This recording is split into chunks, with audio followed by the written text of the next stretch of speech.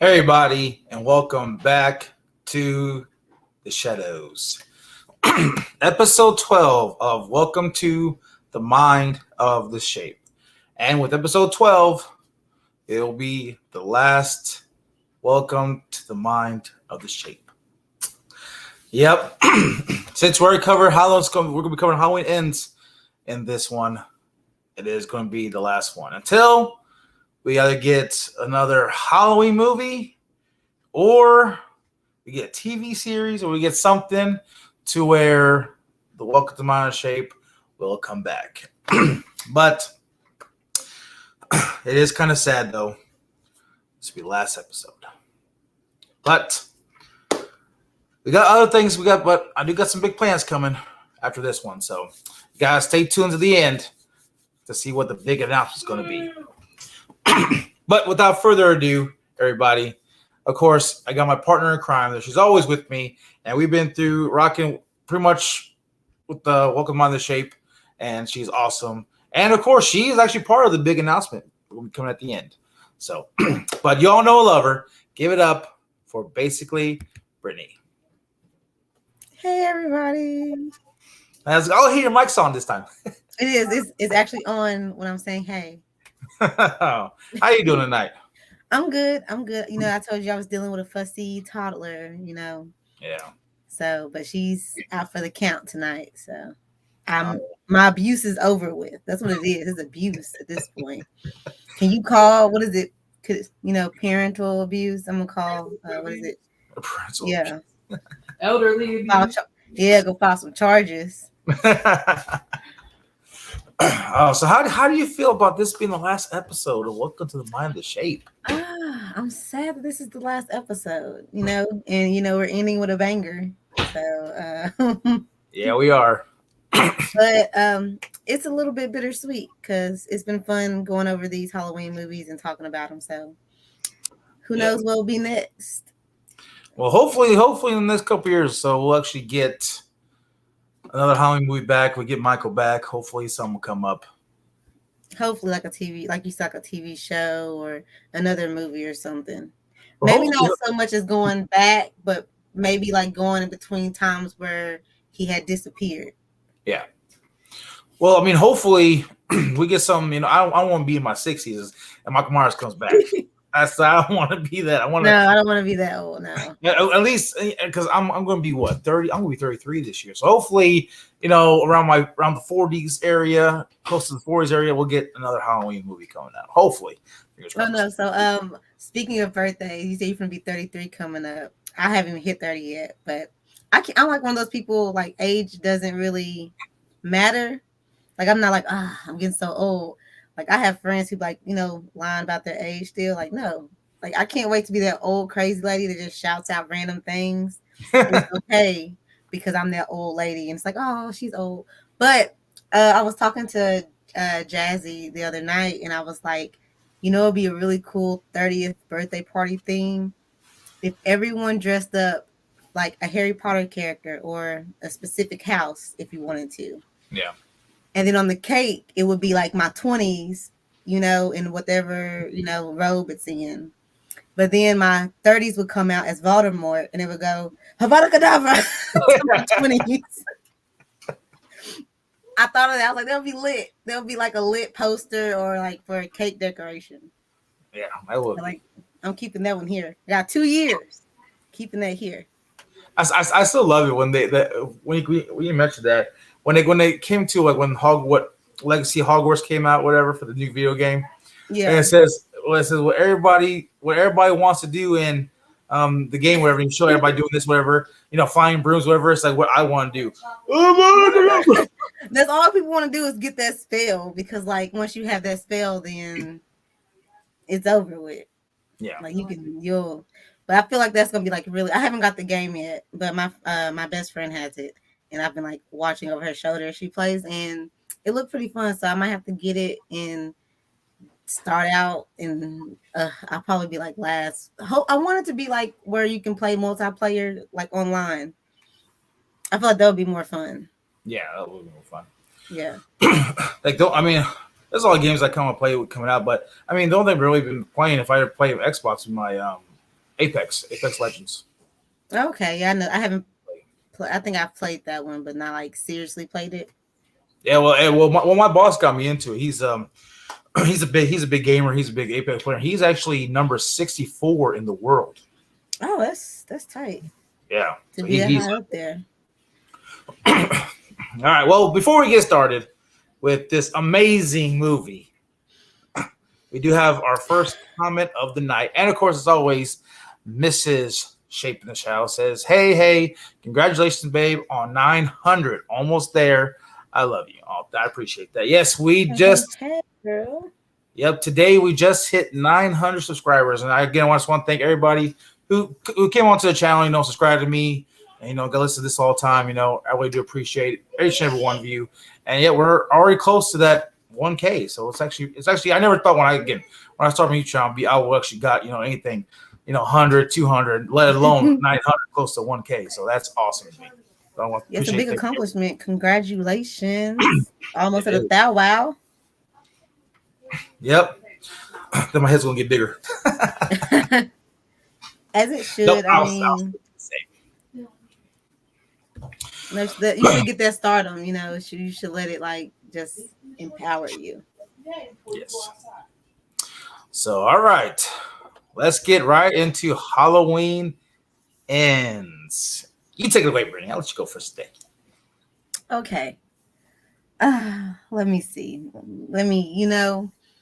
I want to give this movie, the benefit of the doubt, because they had a good, they were almost there. I saw where they were going with the movie, and it was like someone just, flipped the map upside down. They took a wrong turn, and it was okay for what they had to, wrap it up with. Yeah. Is it one of my favorite Halloween movies? No. It's down the list, very low. But I want to talk about the great things about this movie. The kills were phenomenal. I got to see band kids in a whole new light. I myself, as a band geek, I want to say this is not who we are. We are the ones who just want to, get along with everyone. We're lovers, very much so. We just want to have a good time. We're partiers. I don't know where they got this bullying part from. I've never seen a band kid be a bully before. And immediately when they started bullying him, I had to pause the movie, and I was like, wait a minute. Is that a marching uniform? I was like, this is out of character. But I wanted to just say, behalf of all band geeks out there, that's not us. And I got to see that we got a new light, other than being the being on the other end of being the bully, getting bullied.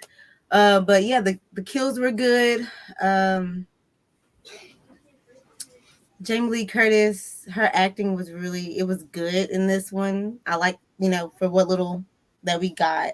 But most of her big scenes were really good, especially going through the trauma that Laurie got over, but still having to deal with the trauma of everyone in the town. It's although she got over her drama finally, everyone else still hasn't gotten over what had happened. And also, it was a good opener. This movie had a really good opening scene. It really wasn't a shock. I knew something of that line was going to happen, but I liked how they opened it, and I liked what they were starting to explain and go into. And then they just, hit a brick wall, but it's okay. Hopefully the next movie, if they decide to do it, or the next trilogy, or however far they want to take it, they do something different. Maybe they take this story, what they started with, and maybe continue to go on with it. Or maybe they just scrap the whole idea and start with something different. Like we said, showing a TV series of what happens to Michael when he's not terrorizing Haddonfield. Or, more about the cult, that had, a possession over him. Something other, than what we've been getting, just the Halloween movies. Because, they tried with this one, and it was the end. It was just 75%. It was just the 25 that was not okay. Yes. I hear you on that one. But for me, when it comes to Halloween Ends, I actually didn't know how to feel about this film. When I see the trailers, I'm like, okay, we got some good, we got some great, and everything else. And then when I got into the theater and I'm watching it, I'm kind of like, I was like really focused in the movie. And I'm like, and then when I left the theater, I was like, oh my God. Oh, give me 1 second. Hang on. Mm-hmm.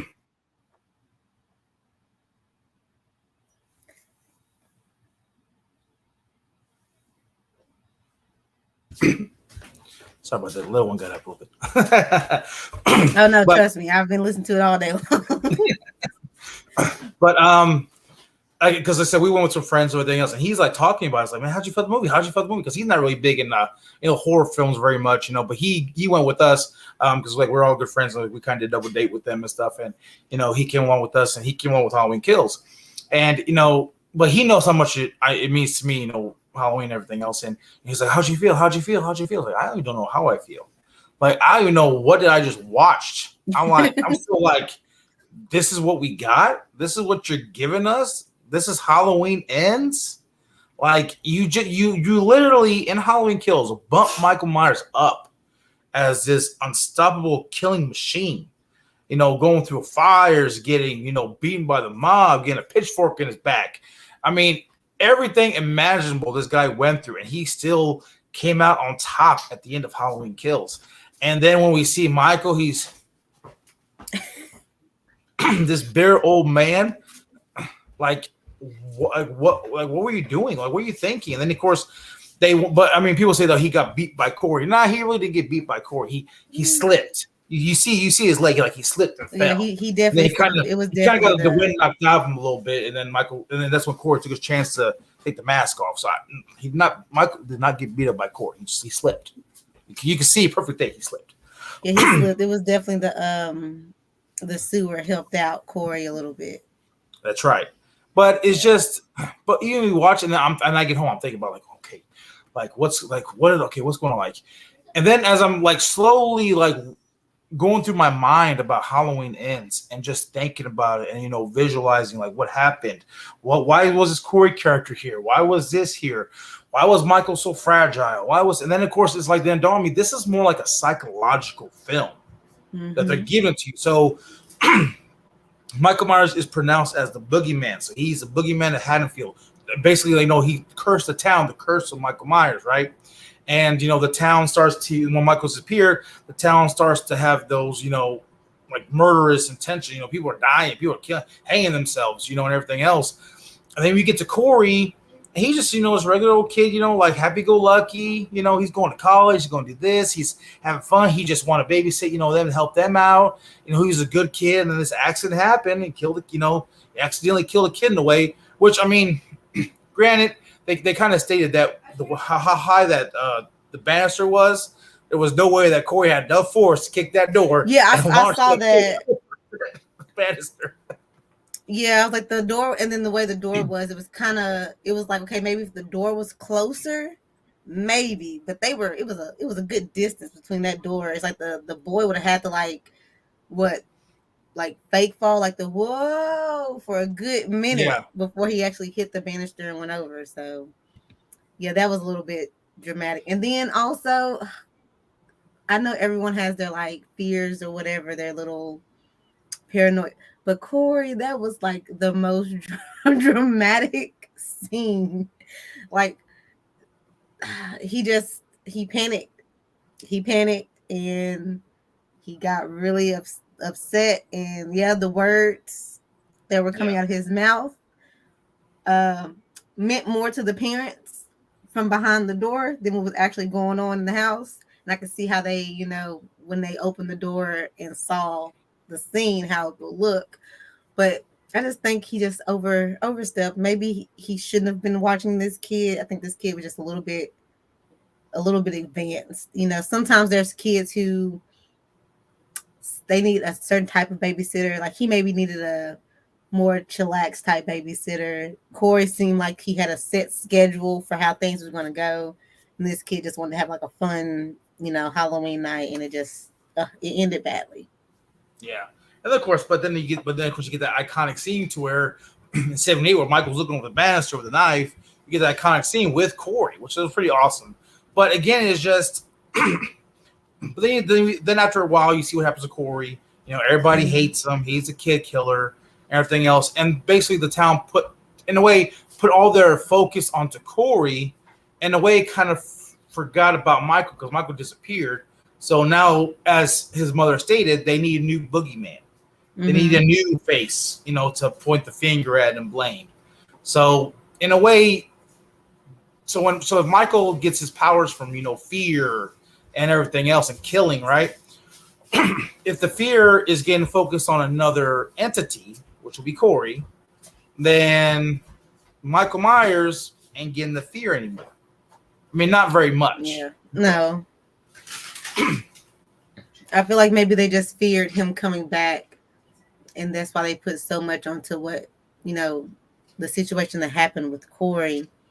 But I mean, if we think about it, it was clearly an accident. I'm pretty sure when Corey explained it, and that's why he probably didn't get, you know, as much time as he would have got if it was like what Michael did. Because Michael, well, killing his sister, that was just, you know, what if they went off just based the first one killings, then yeah, Michael would have probably did like the long time that he did do versus Corey, who you can clearly see it was just an accident. Yeah. I mean, yes, everything the way it looked, like my boyfriend when we were watching it, he started laughing when everything happened because he called it when it was happening, and then it was just like, dang, he really did kill this kid accidentally. But when if you think about it from the parents' perspective, it's just like he's holding the knife. You heard him screaming, "I'm going to kill you! I'm going to kill you!" And you open the door. So the parents' story probably was a lot different than his story. Yeah. But yeah, and then later on we saw that the mom hadn't got over it, but the dad did. And I feel like that was like more so. You could already see at the beginning of the movie that the mom and dad kind of are already on the same page with, you know, their relationship. So I feel like that just drove them apart more. And then when he re-saw Corey again, like they both had two different interactions with him, where the dad was like wanting to go to him and be like, he forgives him, he understands it was all an accident, and even though it might be, you know, late of accepting an apology or, you know, giving his feelings out, where the mom, she just automatically went with the aggressive route, which probably wouldn't have been smart if you think he's a serial killer or whatever. You know, you don't want to just start arguing with someone who you think's off the hinges. Yeah. We have Jason Dyer in the chat. Jason Dyer, Mr. Iron Lady himself. He says, Halloween Ends was a horrible way to end what could have been an amazing trilogy. They made Michael look so pitiful. Maybe if they had Corey sprinkled in the first two, maybe could have been okay. And he also go ahead and says, tell you one thing, that opening scene is epic with the kid falling. Other than that, the movie sucked. I expected Myers to be riding on the back of Corey's bike, going place to kill. Speaking of that, that reminds me of the scene where they go kill the doctor and the nurse. Is that how they rode there? Was like Michael on the back of Corey's bike, just, you know, riding along? I don't know. I think what happened was, I think Corey told Michael where to be at, and he's like, "I'll meet you there."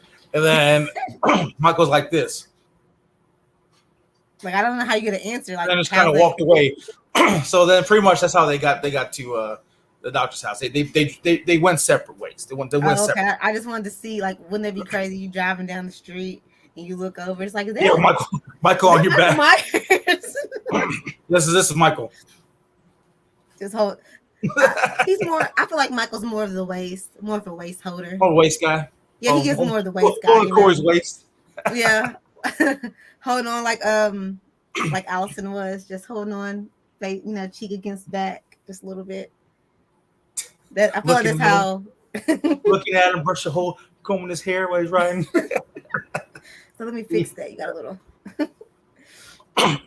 But I mean, I said, I can see his point of view, but at the same time, I mean, when it comes to Halloween Ends, it's just even like with Laurie Strode, and how in 18 she was, made her house to a fortress, waiting for Michael Myers to, break out so she can kill him, right? And then Halloween Kills, she's like been focused on still trying to go after Michael, and then after all that, after 40 years of everything, 4 years later, you're like, my daughter died, but I'm gonna live my life. I'm gonna bake some pumpkin pies, and I'm gonna put up Halloween decorations, and I'm just gonna have a good old time.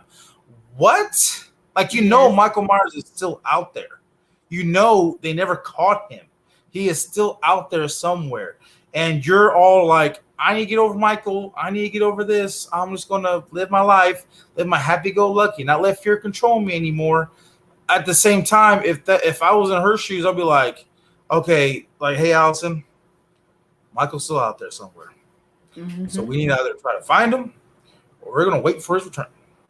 Now, I'm going to train you just like I trained Karen. We're going to take him out when he shows back up. That's why I feel like she cared more about what happened. Like, I understand what happened in 1978 would have probably been very traumatic for her. Yes. But he killed your daughter. And like the next movie, you were just like, I was sad. It was sad. But I got over it. It's like, no, I feel like they would probably feel your fire more to get revenge if he killed your daughter. But you let the fact that he killed a few of your friends and some, mystery people along the way to Haddonfield in 1978, you were more upset and you held on to that for like 40 something years. But the death of your daughter took what was it, 2 years after? 4 years. 4 years after? Yeah. You just like, I'm over it. I'm going to write a book. I'm gonna, enjoy Halloween now. I'm gonna tool my hair. I'm gonna tool my hair every time I see Hawkins. Like, oh, hey, Hawkins. That's what pissed me off too.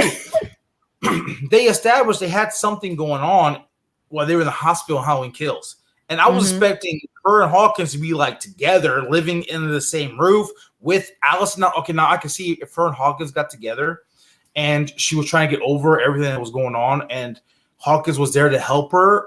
Like living with them, like they got together, her and Hawkins, and Allison moved in with them. And they had this big old house and stuff like that. Then I could kind of see her being that way, trying to move on and everything else, and he's helping her cope. I could see that, but Hawkins was not even with. They weren't even together, and they ran into each other at the market. It's like, are you serious? Like you just established they have a thing. They got a thing. They got. And then in Halloween Ends, it's like, well, we forgot about that, so that they're not together. They brought him back for like 3 scenes. And they flirt with each other, huh? Yeah, they brought him back for like 3 scenes. This movie, it was just like 3 scenes. You saw him at the grocery store, and then what was the other scene when they ran into each other again? 4 scenes if you count outside the grocery store. And then you had the grocery store, and then you had. No, you had the grocery store. Then you had them going to the house, and then the procession, and then at the end of the movie. Yep, and that was it. I was like, so y'all just really gave him a blank check, just Yeah. Just all your role is to, when you see Laurie, you give a couple little flirt lines, talk about cherry blossoms. That's it. Yeah. That was each time they saw each other. That was the discussion. Cherry blossoms. Cherry blossoms. I was like, where does the cherry blossoms come from? I guess it's Japan, because he kept on talking about Japanese and stuff. So I think I'm assuming. So that's what his theory is, to just move to Japan with Laurie. I mean, I guess it's a nice way of asking, "Hey, you want?" The reason because he was talking about what was it? Because he was like, hey, I want to help. Like after I gained a new life, after I almost died, I learned how to play guitar. I learned Japanese, and I've been doing thinking about cherry blossom. So that's what that stuff kind of sort of coming up about that. So he's like, oh, I got cherry blossom. I want to show you. I guess he kind of grows them now. I guess as he kind of, I don't know. Jesse R says he got a question. Why would she not move like to Hawaii or out of the country? The police was like, we tried to find Michael, but he is the hide and seek champion. So let's just wait it out. Come on. And he really is the hide and seek champion. Michael Joe says, sup? He also says, this movie still sucks. In 2023. And we got says, Michael, you are correct. And he also says, thanks, Jason. But you know what? But at the when we get close to the end, I'm gonna try to defend Halloween Ends. Are you gonna try to defend it? I mean, you can try to defend 75% of it. Like 75% of the movie was really good. Like the opening, really good. Us getting somewhere with how evil is covering the town and poisoning the town to the point where like the little accident that did happen with Corey blew so much out of proportion that it not only ruined his lives, it caused more fear to the town.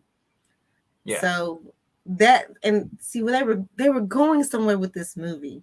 I'm just like, I really hate that like everything they put out didn't end well for like all three. It's like for all the movies, for this one to be like the worst one, and it's not even like just a little bit in the middle. The entire, I want to say the entire from the horrible dance scene to the end. It was just like, why are we here? Why are we doing this? And I was really thinking that part where what was he dressed up as? A scarecrow? He had the scarecrow mask or whatever. I was really thinking, okay, we haven't got Michael into action. Wouldn't it be great if, when he took off the scarecrow mask and he set it down, wouldn't it be awesome if Michael came in, picked up that scarecrow mask and started going crazy in there? And people would think it was Corey because he originally had on this. I was just like, y'all had so many things y'all could have done with this that y'all didn't even try. Yeah. That's what irritated me because I thought they were leading somewhere with this whole party scene and it didn't give us anything but weird dancing on the floor, which is disgusting. But I do want to say that the opening credits was awesome. Oh yeah, the opening credits was really good. But see, there you go though. The opening credits, you saw the pumpkins were coming into the other pumpkins and the one broke apart and the other pumpkin showed up. So in a way, that was a metaphor for evil always comes. Evil always gets replaced, and that's what pretty much they say, at the end of after my little video I did. Evil doesn't die, it just changes shape. Yeah. And so in a way, Michael Myers, so with the evil, with the town and everything else. But again, when they say, especially like Halloween Kills, say, oh, hey, Michael Myers haunted this town for 40 years. Okay, technically, Michael Myers killed his sister in 63. Then he broke out in 78. Killed people in 78, and then was locked up for 40 years. So you had a 40-year gap where, I mean, honestly, how did Michael Myers, in a way, haunted the town? I mean, just by the past killings and stuff that happened 40 years ago, I think the town would have kind of moved on because even the lady in the news feed, she even say, oh, this used to be a nice quiet town. What's the hell's going on here? Like nothing ever really came about it. But then, of course, I could see, after 18 and Kills, that there was some kind of in a way curse that was starting affecting the town. People were getting more more meaner, more blood driven, and when it came to Corey was in a way this innocent kid, but then of course when we get to the sewer part where after Corey gets involved with the Band Geeks and they're fighting each other, he gets thrown off the bridge and stuff. Then here comes Michael picking his body, take him down the sewer, and then of course we get that connection with Michael and Corey when he's grabbing him, holding him, and they have the eye contact, and I guess Michael Myers saw into his visions, his brain and stuff, saw what happened to him and everything. I mean, I kind of see that in a way, like Michael saw something in Corey that might have already been there. You know what I mean? Mm-hmm. And the whole thing was, if you want to look at it, right, they always say, Michael Myers always wants to go to his sister's bedroom, always want to look out the window. And then when Hawkins said, well, maybe he wasn't looking out, maybe he was looking in as a reflection. What happens if when Michael grabbed Corey and looked in Corey's eyes, he was seeing a reflection of himself? Mm-hmm. I can see that. You know what I mean? Mm-hmm. And seeing a reflection of himself and seeing, what kind of Corey went through, and was like, well, he's just kind of like me. The town hates him, everything else of what happened. He's somewhat like me. You know what I mean? So it's like he's seeing, Corey himself. And again, maybe he saw like the innocent in Corey, but still have something else evil in him that Michael like let him go. And then of course, again, when we see Michael and Corey, killing, Dr. Mathis and then the nurse and everything like that, there's a kind of like a tag team championship match. You know what I mean? But you just see that once Michael like picked her up, and he looks over at Corey, and Corey's got his hand there, holding, and then of course he stabs her and everything else. Again, that's when seeing the psychological thing starts happening. In a way, like the supernatural is starting to happen. The evil is getting transferred to Corey because again, Michael Myers takes damage, yet he heals. But apparently, in Halloween Ends, they kind of stated that he was actually going to the sewer to die, and because his wounds are infected. And he's kind of going there to die, but then of course Corey comes in and they kill the officer, and and then Michael's like, going crazy, and start stabbing everything else. But then when you see it, then Corey, he's always looking at his hand, And she said, "Oh, it was infected," even as Allison said that. But in a way, it was healing.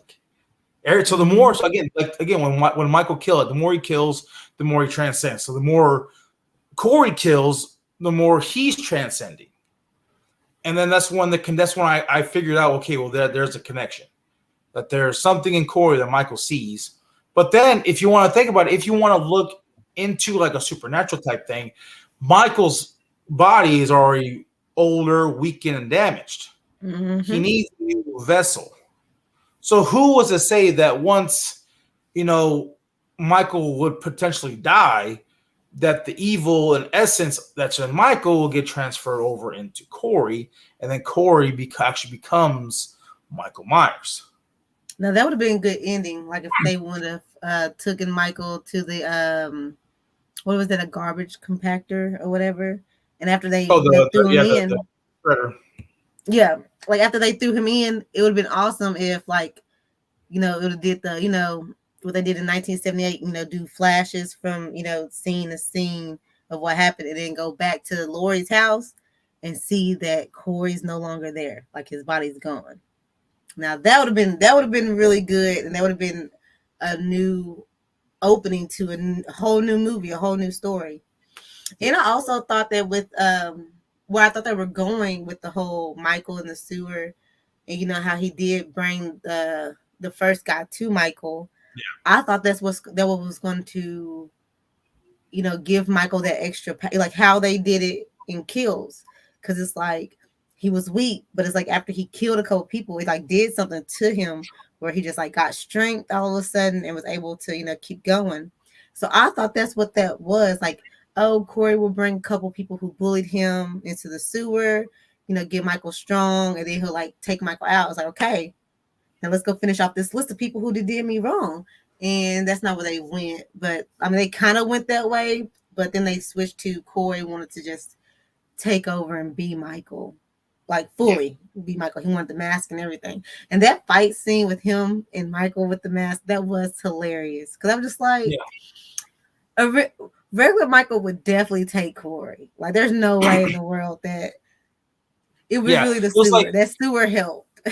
It was like a big brother, little brother like fight scene, like big brother is the bigger brother's trying to beat up the little brother, like get off me, you know what I mean? Oh, that was funny. That was hilarious. Michael Joe says, "I will wipe my butt with this movie." My goodness, She calmed down. Jason Dyer says the credit was fire. The soundtrack was on point. Other than that, not sure what else is good. Michael Joe says it will be a good use as toilet paper. And then Jason Dyer says should have made Freddie Harris as the DJ. Bucky should have made an appearance.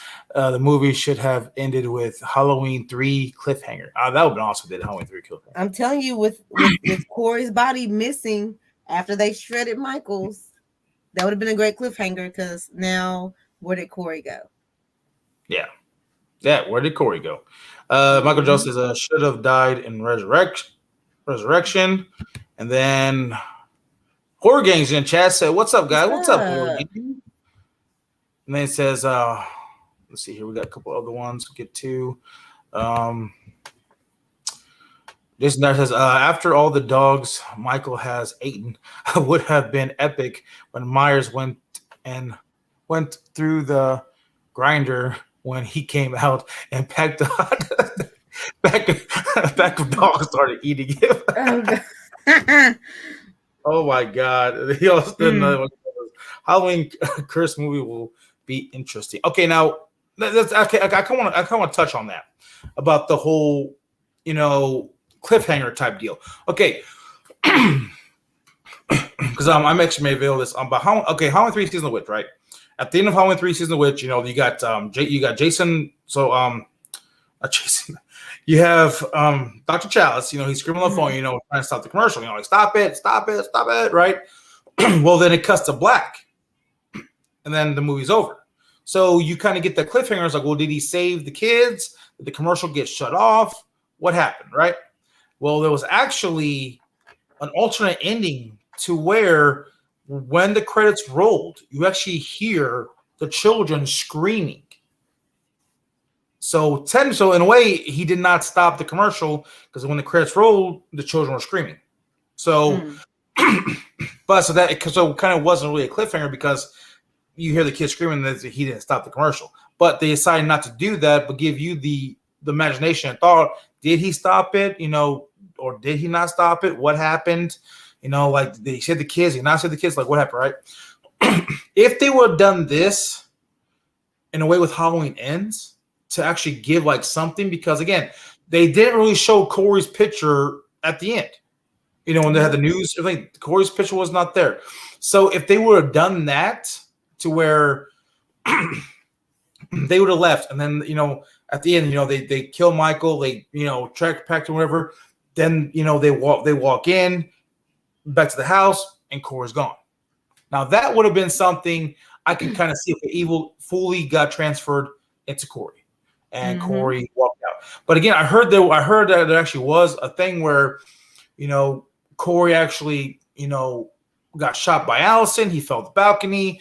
And then, of course, when Laurie and Michael are fighting, when Allison goes to help Laurie, she looks over, Corey's gone. There's also another thing to where evil got transferred into Laurie. Actually, Laurie got the evil, and when Allison came to see her, she actually started choking Allison, and then she controlled herself and said, you need to leave, you need to go. Then she shuts the door, and then it was over. That the evil got transferred into Laurie. Now they were planning on doing it, but they wanted to give Laurie her happy ending. Because she went through all this stuff for 44 years, and why not give her happy ending? Which, in a way, to actually see that to where she killed Michael, it's over, but then yet the evil got transferred into her. And that's why, in a way, that's why she stated, evil doesn't die. It just changes shape. By informing that she is now the new shape. But then again, it will state too that Corey started becoming the shape. But again, if they would have done that to where Corey disappeared, that would have been more interesting, because then now Michael's still out there, but just in a way possessing Corey's body. Yeah, I would have liked it if, at the end, how Laurie's sitting there and she's, finish her little monologue or whatever.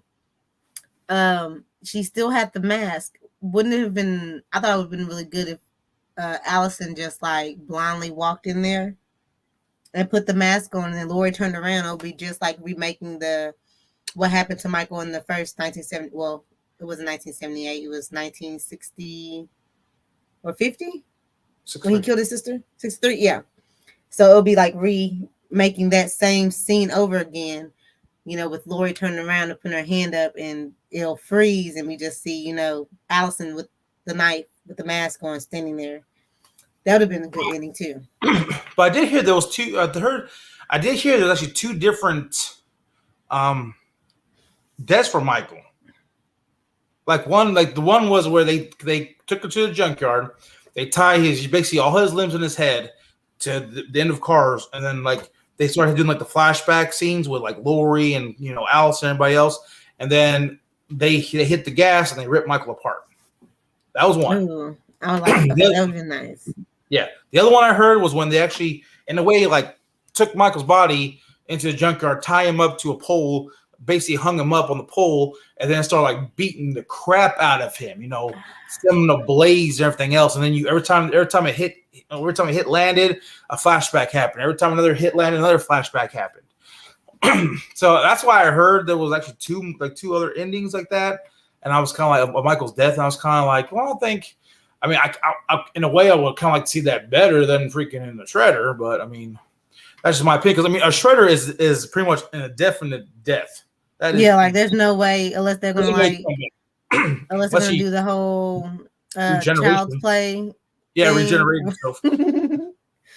But I mean, again, if they would have, I mean, even tear them apart. I mean, that's kind of pretty much a definite death too. But if they would have maybe like someone like pretty much like beat him to death and he actually finally died like right there, or they could say they burned his body or something. I mean, yeah, okay, that'd be definite. But again, we don't actually know because again, if they just hung him and they just started beating him up, and then he just slowly died after all the wounds and stuff just hanging there, and they kind of just like left. I mean, I could see Michael be like, not dead yet. And they're kind of working out the pole, what I mean? But at the same time, it was just that's what I heard. Those two other ones. But again, you just see how psychological this film is. But again, I just don't get the whole love thing to where all of a sudden Allison is just fall in love with Corey, and the whole what was it? Even when like he even said like, oh, I killed someone. It's like, yeah, you just killed a homeless man. But again, in her mind, she's probably thinking like, oh, hey, you killed that kid. I heard about you killed that kid. And of course, they did go to the house where he explained a story about what happened. And in a way, it is tragic about Corey. He's just this kid, and it is kind of real tragic because he didn't mean to kill him and everything else. But it was an accident. But again, in a small town like that, everybody knows who you are. Everybody knows what you did in a small town. So I mean, hell, my family was raised in a small town. Everybody knows everybody. Even last thing, every time when I meet people here, like oh, like who, what's your name? Oh, my name's Alex. Well, what's your last name? I'll tell my last name. It's like, well, I don't know that last name. It's like, yeah, because I'm not from around here. You know what I mean? So It's like, well, hey, well, this is my grandma's last name. This is my grandma's. Oh yeah, I know her. Oh, you're your grandson. I said, yeah. Like, oh, okay, and then they understand. But it's always the first name and the last name. And if you got that last name that everybody knows, like, okay, well, but again, it's just everybody knew who he was and what happened. So that is very tragic, because he's going through life the rest of his 4 years, like everybody pretty much hated him. And I mean, it's just like, oh man, can you imagine that? It's something actually something actually happened in your life and everybody around you just hate your guts. You got to go through life. And not to mention like the awkward relationship he has with his mom. I don't know what's going on there in that household, but that was something with the mother. Again, did you see the it was actually a deleted scene that even looked kind of creepy, because Lori is talking to his mother, and all of a sudden, I think he appears right next to his mother, and his mother's like, kind of like, and he's kind of standing like this, looking at Lori. And Lori walks out. I'm like, that looks kind of weird. But again, like I said, that's why they took it out of the movie. I mean, it was weird, her like complaining about him texting Allison, and then who drinks milk and eats spaghetti? That seemed like a really weird combination. I couldn't get over that. I was just like, are they drinking milk with Well, that's what a lot of people do, though. I mean, sometimes, I used to drink, milk with my dinner. If I had something to eat, if I had steak or potatoes or whatever, or spaghetti, I always had a glass of milk. That's how people in the country do it these days. They have a glass of milk. I didn't know glass of milk. I mean, glass of water. I don't know. I just think milk would be like your stomach might be upset. Might be upset a little bit afterwards. But I can't really. I'm like lactose intolerant. I can't even do milk like that. Like if I have cereal, it's like a splash of milk, not even enough to like fill up just enough to get the cereal just a little wet, and I mix it around but I can't do a glass of milk. But yeah, she was just really and then was that his stepdad? Yeah, kind of a stepdad, I guess. Yeah. I liked him way more than I liked the mom. The mom was just really weird. And then the whole argument she had with Lori talking about it was her. And I really hated the fact that everyone thought that this was Lori's fault. Like everything that's happened. Like even when she was at the grocery store, she came out, she was, smiling or whatever. And then the lady was like, "Oh, you smiling? Oh, you happy? Well, look at my sister. She'll never be able to talk and be happy again." And she just like was telling her how it's her fault. And it like she's the one who went after Michael. Oh, 1 second. Well, wait. Jay the Slasher's in the chat. Jay the Slasher. If you guys know Jay Slasher, he's a pretty good, awesome guy. He also, if you guys check him out on Instagram at Jay the Slasher, he actually does like Michael Myers cosplay too. And there's actually goes to a bar that he actually promotes everything like that. It's actually a pretty cool place. Like he lives like down in Florida too. Boy, wait. Michael Joe says, "I don't want to see Corey as Michael Myers." I don't either. I don't want to see Laurie Strode as Michael Myers. I don't either. Sorry. Oh, you're fine. Michael Joe says, "Nobody should try to be Michael. It's only one Michael Myers." And he also says, "Michael Myers can come back. Magical resurrection, sort of." Yeah. But again, well, okay. So again, when it comes to David Gordon Green's trilogy of the Halloween franchise, right? Okay, so again, that's what I'm just trying to figure it out too, because again, they made Michael Myers in a way like supernatural. They talk about the house, why he wants to go home, and he looks at his sister's bedroom, and then of course when he gets to Halloween Ends, they demolish the house, and there's something else about that, which like they kind of suck. And then of course the whole radio tower thing that they had to put in Halloween Kills, put that in there. Oh yeah. And then they come with this damn radio tower that actually nothing actually happened of it, but yet you see it on fire. That's the only thing you see. It's on fire. That's it. Yeah, that's the only thing I can The only thing I can remember about that part being like, oh, it's on fire, is because that's what he said he wanted to do. He wanted to set, he wanted to start to set the, the town on fire. Oh, but that kill scene of him taking out the DJ, that was good. I think that was one of my favorite scenes throughout because he took off dude's jaw with the record player, and I was like, that takes skills. That takes some. They cut his tongue off. Yeah, I was just like, ugh. I didn't even think those things were that sharp, but I was like, that was very vicious. And even when he took the blowtorch to the kid and like burned his mouth. Face. Yes. Oh, but see, that band kid deserved that because he was being a bully for no reason. But he was being a bully because his dad bullied him. So yeah. But the only thing is when it comes to like most horror films, I mean, you have certain characters that deserve to die. You have certain characters that didn't deserve to die. That you kind of root for.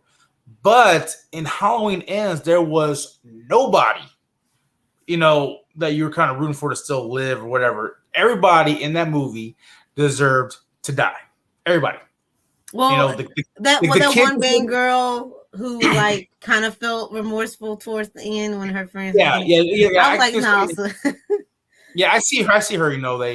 She kind of really deserved to die, but I mean, the kid deserved to die. Mm-hmm. The other three band kids deserve to die. The DJ deserved to die. The doctor deserved to die. The nurse deserved to die. The homeless guy deserved to die, and of course, the cop deserved to die. Everybody deserved to die. Yeah. That cop, he was like a major creeper. Like, you, first of all, using your authority to stalk this woman. You just can't pull her over because you saw her driving down the street and you just wanted to talk to her. That's using No, he stopped her for a good reason because he said her muffler's falling off. That's a safety. I'm pretty sure she knew that. I'm pretty sure she knew that muffler was dangling and hanging when she pulled off. I just really honestly feel like he knew she knew. He just wanted that to be like, you know, in case the cameras were rolling or anything, the muffler is dangling. But no, he was a creeper all the way throughout. And then the way he just like rolled up to their little dinner date. I was like, you don't know, like if people think he's a killer, if he's a psychopath, why are they pushing that's like poking a bear. Yeah. And then opening up a cage and thinking the bear's not going to do anything. That bear is going to attack you. So I don't see why they were poking the bear, and he got exactly what he deserved. Yeah, he did. Thinking he was going to just beat him up, and he didn't know that he had a friend. He made a friend down there, and that's where his creepiness ended down in that sewer. Pretty much. We got Pops that Mops is in the chat. If you guys are, I talked about him this earlier in the live. Pops that Mops has been a great live. He's an Apex player I was talking about. He actually has a YouTube channel. Go check out his YouTube channel called Pops that Mops, and he's been posting.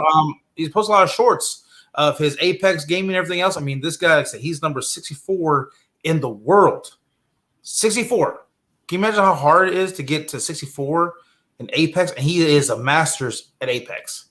That's why he got the little purple logo. That's actually the Masters symbol that he has. So, yeah. So, please go check out his YouTube channel, Pops that Mops. I said, thanks for stopping by, Pops that Mops. So, yeah, but he is. Yeah, but I'll come in dead last at that game. Yeah, he's a wizard when he comes, man, because he showed me some of his clips and stuff that he was playing. And man, he actually took out a whole squad by himself. Oh, that's nice. My boyfriend, he's more like a Call of Duty Modern Warfare. He plays those and he watches the videos of people who like the craziest things. There's one guy who he only uses a knife and he'll throw it at people and he'll hit no matter where they are. He'll hit them. That's what he does. Yeah, that's what he does too. And like, man, he's one good player. And then for me, I mean, we'll do 1v1 each other, and I get shit on all the time. It's like I don't want to play anymore. It's not fair. That's how I feel. I was like, I don't like playing, but I do like playing with him because when we play together, and then of course I get down, he's always there to give me back up. So it's like sometimes we usually win half the time because he'll just kick them all. But again, it's kind of hard for us to play anymore because he's Masters and I'm still at the bronze level. Because I kind of start picking back up again, so I'm at the bronze level. So we can't play together because since I'm at bronze and he's at Masters, it's real hard. Okay. Yeah, because they want to put the Masters, like the Diamonds and the Masters and the Predators. The people who see like they know who got it, and the people who are like still getting it along. Yeah. Yeah. So I mean, the only time we actually play together would be if he uses his son's account or uses or we just play like just like regular matches or whatever, like not for rank. Yeah. Yo says, I saw you on today though grinding. Yeah, I play a little bit. I still I got 3 kills in the beginning, and then then we died, and then of course I got back to the match, and then I just got, as soon as I landed, I got shit on. So like, damn. Yeah, I always hype up Bay when he get after his after the round I guess is over with, and it pops up like either what place he was in, or it'll pop up the chart of kills and da. I'm just like, what? 5 kills? Ooh, no matter how many it is, it's like, what? 1 kill? You still did it. You still got that kill. Well, see, for me, I'm more of a, because I say he got me to Apex, but I'm actually more of a Gears of War and Halo player. I was like Gears of War. So those are my top 2 games I play, and then he got me in Apex. But Apex is just that real fast paced game. So you really got to be really on point. It's like, man. Sometimes games like that gives me motion sickness because there's just so much going on the screen. I'm just like, wait a minute, like it's making me dizzy. But I do try to play. Like I have got on and tried to play, the Call of Duty Modern Warfare or whatever. But I'm like more of a. I grew up playing like Grand Theft Auto, like real chill games to where like you just do missions and stuff like that. Yeah, that's why I used to play it because again, heck, when Xbox Live first started, I didn't even have an Xbox. When I found out Xbox, I mean, I had AOL, I had dial up, so I really couldn't play no games. But when I moved out here and actually, got Xbox Live and everything else, and I started playing, actual online games, matches like that, it actually was pretty fun. No, I saw a TikTok and it was like some teachers giving like telling something about like the late 90s, early 2000s era, like more sort our era. And they were like, VHS, and they were like, what does that mean? Like if they didn't know what it meant, like they would shut out stuff, and if they didn't know what it mean, like they would have to go back to the end of the line. And some of the things were just like they didn't know what AOL were. They didn't know what the answering phone meant. They didn't know what the dial-up meant. Star 69. They didn't know Star 69. It was just like they didn't know what the TV God channel. Yeah. They didn't understand that. I was just like, oh, to be a kid who grew up like in the late in 2000s, just like wow. Don't know what a VCR is. Like you. Yeah, that's all I had when I was a kid, a VCR. Yeah, before that was before you could go get the little. Yeah, and those big old box TVs. Mm-hmm. With the hunchback. Yeah, we actually had one of them like big old like big screen TVs, but they were actually like a big old thing by itself. Huge, yes. Yeah. And it came with like that. It looked like the stereos at the like line up the bottom, and then like the big screen, and we had one of those too. It was like a huge box. Michael Joe says Michael Bay direct Halloween movies. Okay, no, no Michael Bay because I don't need Michael Myers being a Transformer. I can see that now. Yeah, you can just see Michael Bay. You put Michael Myers as kind of like a robot. He's gonna kill them. They shoot him up and they take him apart. He's like, no, thank you. No, thank you. Or they'll say Michael Myers came from outer space. That's why he's unstoppable. No. If they do come back and do something with Michael, and I want to see something different. I don't want to see us going back to the old storylines. I want to kind of be done with the whole, we can bring it up. We can bring up 1978. We can bring up really any of them that they want to keep, in line with for the new movie or series. But I don't want it to be the same people, evolving the same story over and over again. I want to venture out to what does Michael do when he's not in Haddonfield? What does Michael do when he's hiding? Does he still kill?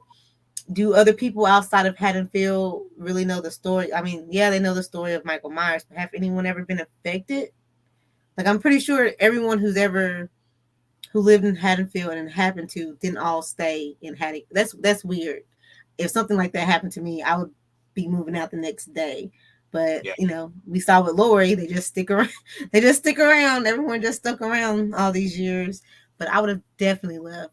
So I would like to see maybe someone actually left and Michael had another run-in with Michael in that town, and they kind of know what's going on. Like they can be the new Loomis. Like we know what's going on. It's Michael Myers, and this is the story. Give us a quick spiel, just a quick one, and let's get on with the body dropping and maybe Michael going to a different town. Well, see, that's why I kind of like to see, because with what they did with Halloween Kills with the flashback scene, having that guy look just like Dr. Loomis. And what I would like to see is they continue from 78. There's, if they want to do that again, continue from 78. But when you saw the beginning of H2O, like the opening credits of H2O, where there's like newspaper articles everywhere, and they have the map, and there's like pinpoints, of Dr. Loomis, basically like trying to where Michael's at, because he used hunting Michael and everything else. I would like to see something like that, to where Michael Myers got shot off the balcony, disappeared, and Loomis is on the hunt for Michael, trying to find Michael. So basically he's in a way like do a cross country, like Michael's going from town to town to town, and Loomis is on the trail. And every time somebody dies, somebody gets killed. Loomis is there. Loomis is too late. So he's trying to follow a trail of bodies to get to Michael. I mean, that would be awesome to see. And then say he runs into Michael. They had a big altercation. Loomis actually dies. Then Michael, continues. But then, of course, while they do that, they can establish new characters.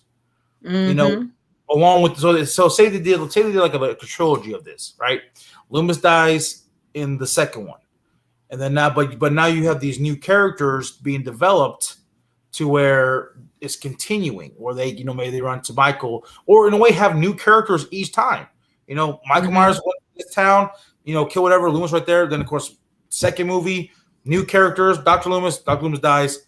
Next one, this character, but then you, if you want, you could bring back an older character or something that was maybe in a way, maybe like Dr. Loomis' son or something, or maybe even bring back, maybe bring Tommy Doyle back into it, where he's picking up with Dr. Loomis left off. Like, okay, Michael's just here, or, something of that nature where you have somebody continuing on what Dr. Loomis was doing to get to Michael. Or if you want to do it this way, do the same thing, continue with it, or if you want to, like, continue after Halloween, say Halloween 2, right? And Loomis and Michael Myers survived the fire, correct? But Michael Myers disappeared out of the hospital, out of the fire, right? So he disappeared. Loomis is in critical condition, after he got blown up and everything else, right? But then once they do 3 years later, and Loomis recovers, and then that way you could do that, because if Loomis got really being burned real bad, and they kind of like some kind of where you can actually have he look kind of differently, so you can have that guy come back to play Loomis, but then continue on to where he's hunting Michael, trying to find Michael, and everything else, and then you can connect the movies. So say they did 3 movies, right? You can connect all 3 movies to Halloween H2O. That would be good. We don't connect H2O to, to a lot of it's only really connected to Resurrection. But H2O is one of my favorites, and I wanted to see it more, acknowledged through another, maybe we could follow, maybe she put Josh in hiding. Told him, do what I did, change your last name, just, go live a safe life. And then I'm going to go back to Haddonfield and, to give us distance. And then maybe we see him seeing the aftermath of what happened in Haddonfield, and him being like, okay, so Michael's gone, but then he's still feeling the same presence. Yeah. So he's still having the same paranoia as his mom did. And then, we have that same Dr. Loomis type who's been following, the rumors of Michael sightings, or, that maybe they had like a little fan page or something of people who've seen Michael Myers, and not too sure if it's him, but the person who's being the Loomis character knows it's him. And so they're following the clues, getting, leading us back to where Josh is. And then that's wherever town he is, that's where that's where the main event happens. And then maybe, after that, where whoever dies, people die, whatever. If Josh lives, him and Loomis will go to the next town. They will follow Michael if he runs somewhere else, and, try to protect the next group of people, and that should, that would make a good series, or maybe a different, trilogy. Yeah. But that's what they could do. They could do from Halloween 78, Halloween 2, and then do this new trilogy in between Halloween 2 and H2O. So that way, if you guys enjoy H2O, then you got Halloween 78, Halloween 2, and then we'll say this new trilogy is called, Halloween. The next film will be, the Halloween 2, then you got Halloween, this, and then Halloween this, and then Halloween this, and then Halloween H2O. So that way you have your own timeline to where it all continues to H2O, where Michael Myers actually dies at the end of H2O. Just have that one storyline. Boom. Then, but again, that opens up a new timeline, but a continuation timeline. Or if they, let's say, because I do like John's character, if they actually brought John back and kind of continue from, Oh, it is John, right? Why did I say Yeah. Josh? This is real name. Josh Hartnett. Yeah, that's his real name. That's why I kept calling him Josh, but it was John. Yeah, but when it comes to John, they Yeah. can do that. They can again. I can't remember this YouTuber's name, but he actually made a movie. I think it's called Haddonfield Nightmare or something like that. But it was actually after H2O, to where Lori died, and John was actually a teacher at a school.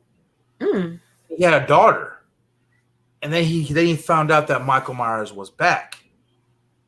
And he's trying to find Michael. And it's actually a good little fan film. It's on YouTube. You could probably find it. But yeah, they actually had a continuation of that, which actually was pretty cool. Now, I would love to see John back, actually have like a final guy, fighting Michael Myers. So it's not always going after, say his sister or his niece or just some random people. Actually, kind of go back to that storyline, to continue after Halloween Resurrection. But again, was supposedly a movie after Halloween Resurrection. I think it was called what? Halloween Resurrection. I think it was Halloween. I think it was like Retribution or something like that. But where it actually had John actually come back, and Busta Rhymes came back to the movie, but Busta Rhymes did die. But John is actually, following what happened and trying to, in a way, kill Michael. Mm-hmm. That would actually been a pretty cool storyline to actually have. That would have been a good movie to see him come back to, like as if he was been following, the Michael sightings or whatever, and then what happened in Resurrection, and then like it would be cool when he got there. It would be like picking up exactly at the end of Resurrection, whereas the cop cars, the news station and stuff like that, and then he meets up with Busta Rhymes and what's her name? Sarah? Was it Sarah? Yeah, I think Sarah. Yeah. And then it kicks off there, and then boom, we go back to we keep it going with how it went in the movie.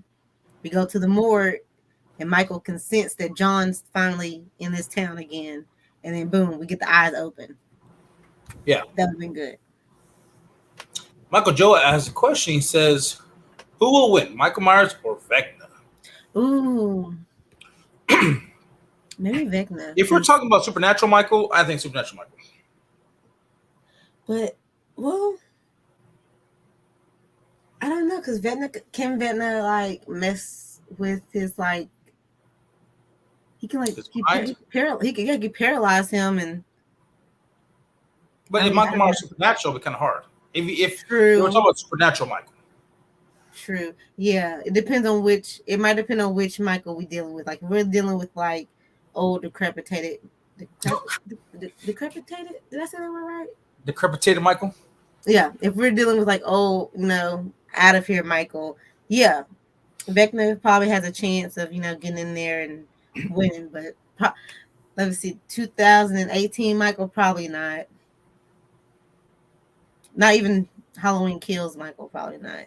No, I want to say like Halloween 4 Michael Myers, Halloween 5 Michael Myers, Halloween Curse Michael Myers, yeah, Michael Myers H2O Michael Myers, or even Halloween 2 Michael Myers. You know what I mean? Like when they actually have the supernatural aspects to it, maybe. Yeah, I kind of see Michael winning. But when it comes to Halloween Ends, Michael, no. Halloween Ends, Michael, no. I mean, but again. Like I said, with Halloween Ends, they had something they could have went with, but they end up just in a way dropping the ball. But again, the more and more I see it, the more and more I think about it, the more and more it's kind of growing on me a little bit. Halloween Ends, it has been kind of growing on me. I still don't like the fact that Michael Myers is weak in this. I kind of wish we had more Michael Myers. Mm-hmm. But at the same time, I see the bigger picture of the trilogy. I just don't care for the whole love interest thing and Corey and Allison type deal. That was put like if they would have kept that out of it, I can see the movie actually being a little more better. You actually have this darker character, that went through trauma, runs into Michael, stuff started happening. But again, I will actually have it more if they ran to Michael let him go, but then he's killing people. Michael's out there still killing people. And then they kind of come together. They kind of actually meet, and then they're like, like Corey thinks, hey, if I kill Lori, that's what Michael Myers always want to do. So if I'll kill her, I'll be better than Michael. And then, of course, Michael's in there too, and then they're fighting each other. Then Michael kills Corey, and Mhm. of course, that's when Lori and or Michael fighting, or Allison are fighting. So we have more in depth with that. But again, it's just there's too much love story, too much this. But at the same time, the more and more I watch it, the more and more it has been growing on me, and the more and more I'm seeing more of the psychological stuff. But again, it is their ending. It's the indefinite ending to their trilogy and to Michael Myers, and Michael Myers ends up dead at the end. And of course, Laurie Strode gets her happy ending. Hopefully, she's married to Hawkins at this point. Hopefully, I mean, they have time. I mean, they're only in their 60s. yeah, hopefully there's something going on there. But again, it's like probably not. Probably Hawkins just went on his merry way after he saw on the porch. Like, well, it was nice knowing you, Lori. I'll see you later. That's pretty much about how it probably He's sitting at the airport with that one ticket to Japan to see the cherry blossoms, hoping that she's coming through the gates. But before we continue, everybody, I do got an announcement to make. Of course, as you guys know, that this is the end of the Welcome to Mind the Shape.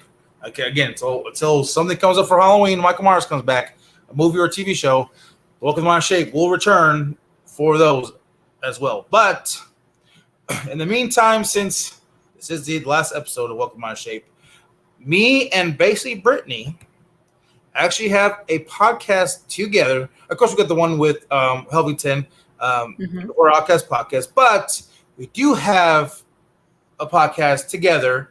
So she's been with me with Welcome to Mind Shape, and this is his last episode. Again, I know it's not like a broken record. I'm just kind of sad that it's the end. But we do have another podcast coming up, and it will be premiering after next week, Monday, after our Welcome to Horror Outcast podcast.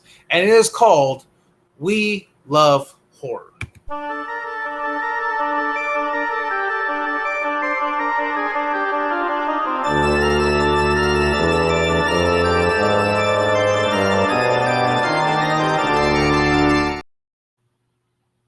There you have it. We Love Horror podcast.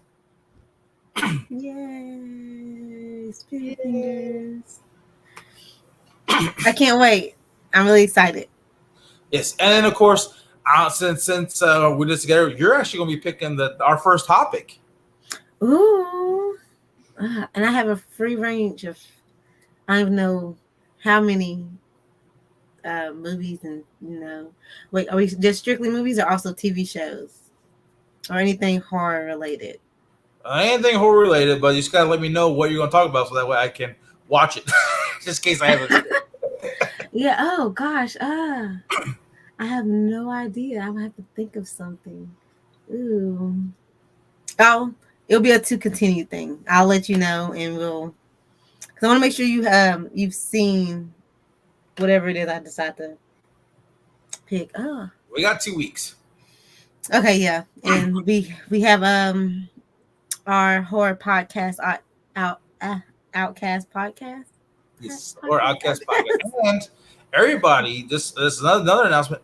Next week on the Horror Outcast podcast, episode 3, we'll be talking about the entire Nightmare on Elm Street movies and franchise. And for some reason, I will not be attending this Horror Outcast podcast. Nope, I will not be attending this Horror Outcast podcast. Actually, I have a guest that will be coming on to the Horror Outcast podcast and taking my place. And if you guys already seen my short, and of course on Instagram, you guys seen my video, Freddy Krueger will actually be attending the Horror Outcast podcast. So I will not be here for the Horror Outcast podcast, but Freddy Krueger will take my place for that episode. I can't wait to have so many questions. Like I hope I don't get, star shy, or what is it when you see like a celebrity? I hope I don't get starstruck or whatever. Oh yeah, what's called starstruck. Starstruck. Yeah, I hope I don't freeze up on camera or anything, because I just have so many questions. I have so many questions to ask Freddy Krueger, and this will be the perfect time to ask those questions. Well, I gotta let you know, he is very rude, so he might just come at you rude as shit. So it's okay. I honestly enjoy that. Like, it wouldn't be Freddy. I would think something's wrong if he didn't. Yeah, but he's gonna be the one on that night. He asked me, he says, "You gonna talk about Nightmare on Elm?" It's like, hey, he's like this. Hey, Shape, you gonna talk about Freddy Krueger, Halloween, or on Elm Street? So yeah, we're gonna do the entire Don for Elm Street franchise. You like why? What's up? He's like, I want to be part of that. Get your ass out of here. I want to be on there. I'm like, okay, all right, Freddie, all right, man. Okay. So yeah, so he'll be on. So he'll be on that night. So he'll be on with you guys. You just better not get mad at me at some of my opinions on some of those movies. I'm just saying. And I get it. We all have to sign it. We all have to cash a check. I understand. We all have to cash a check at the end of the day. We all got to cash a check. And then also too, also big news for me. Like I said, with a lot of things going on, like I said, I really can't really attend any horror conventions or stuff like that, or really do more traveling. As you know, like with mom and stuff like that, with mom's cancer, everything else, so I really can't do more traveling.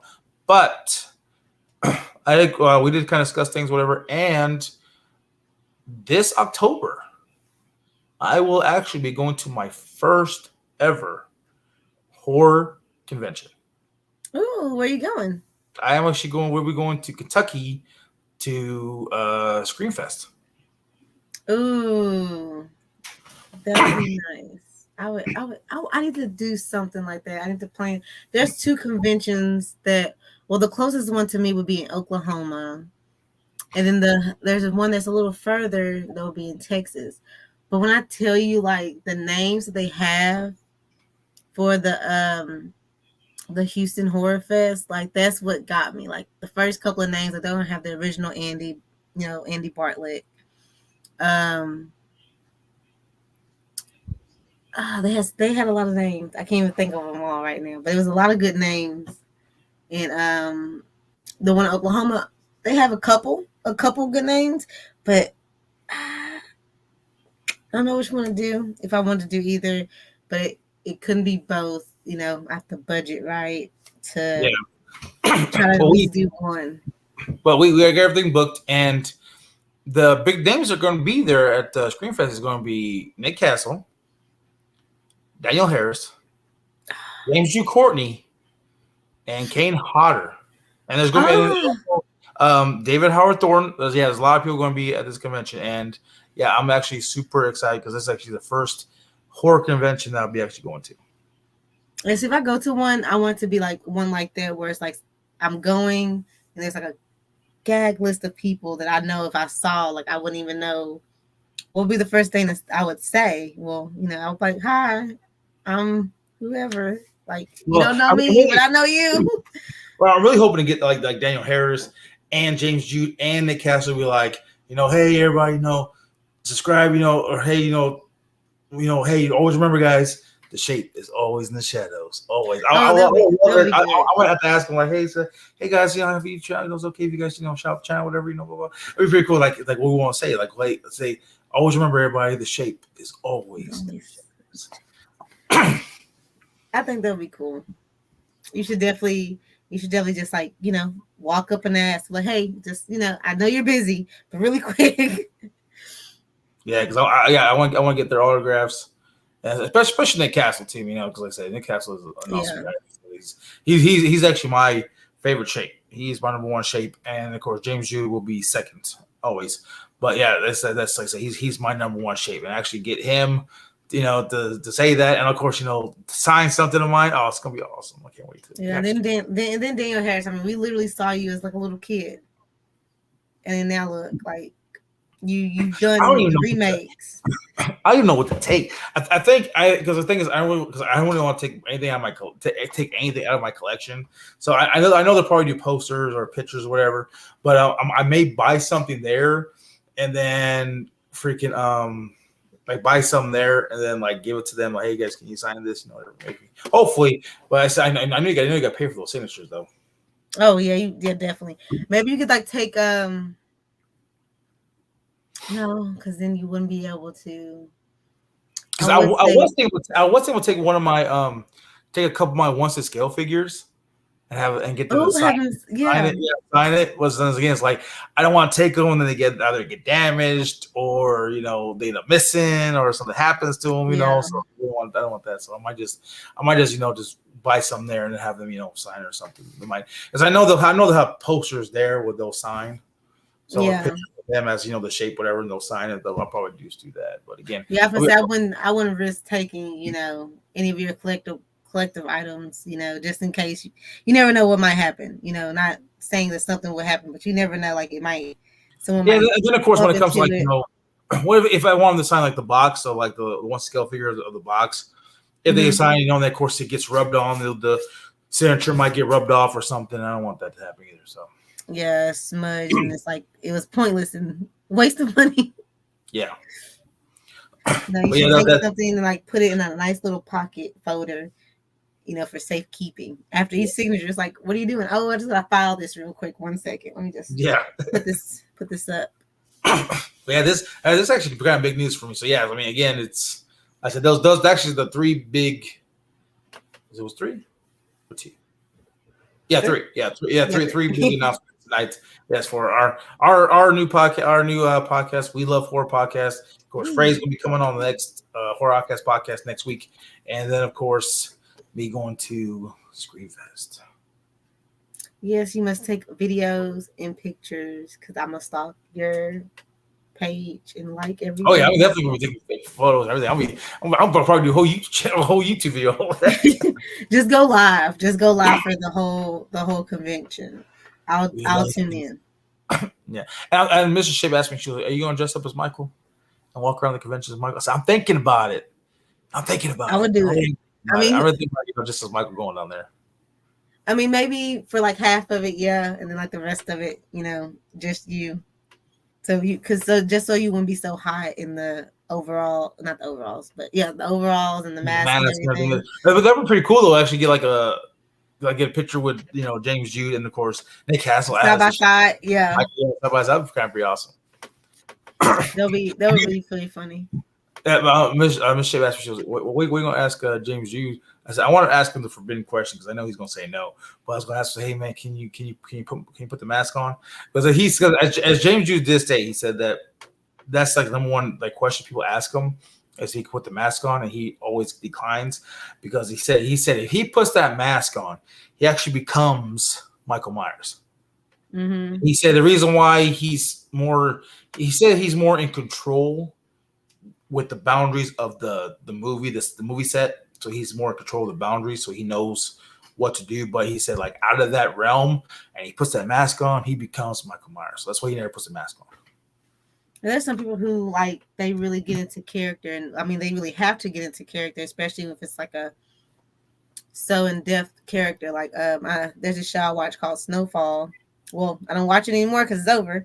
But the lead guy, he said that some episodes were so hard to film because he had to not just to film them just during the show, but afterwards, because it was hard for him to take his mindset out of that place he had to go to. Yeah, because some crazy things happen in the show. I can't even think I can talk about what happened in the show because it was a lot. But there's some parts where he had to literally go to he said he had to call upon the devil to get in character, and he said for about a month straight he couldn't sleep because it was still kind of affecting him what he was doing while filming. So it's every night going home, you still have this mind, you still have the thoughts and the same mindset of everything you did and everything playing through your head. So it would make it hard to sleep, and I wouldn't want to put myself back in that character, Yeah. Especially a character like Michael Myers, because who knows what would happen if he put that mask on.